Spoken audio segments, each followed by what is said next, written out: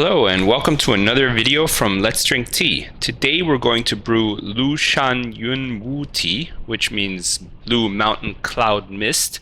It's a green tea from China. It's a shade-grown tea, so that makes it, that means it has a bit more nutrition in it than some other teas, also a bit more caffeine. And it's generally a bit sweeter too than some other green teas like the ones from Japan or so.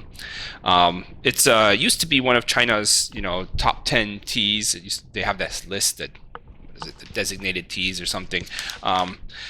It's usually not on that list anymore, but it's still close. It's a really good tea. I like it a lot.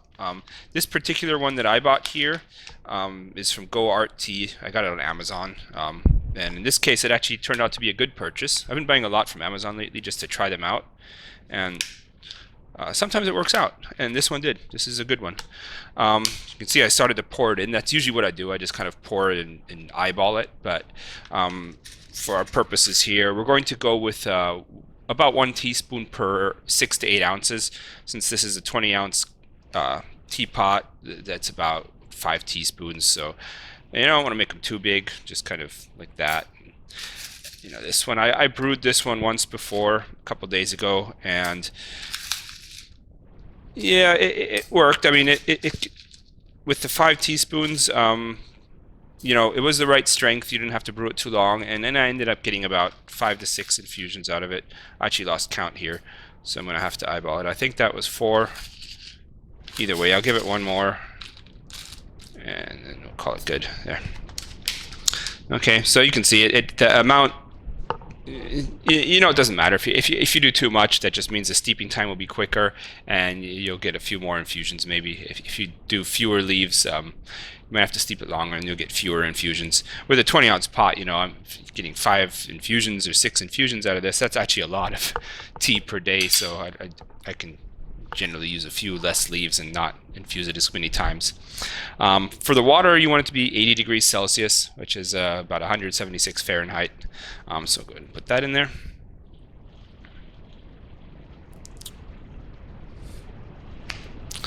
Yeah. And yeah, I mean, it's a green tea, so you just see it turn fairly green. The recommended steeping time is 1 minute for this type of tea. I'm going to guess that probably not even going to do a minute.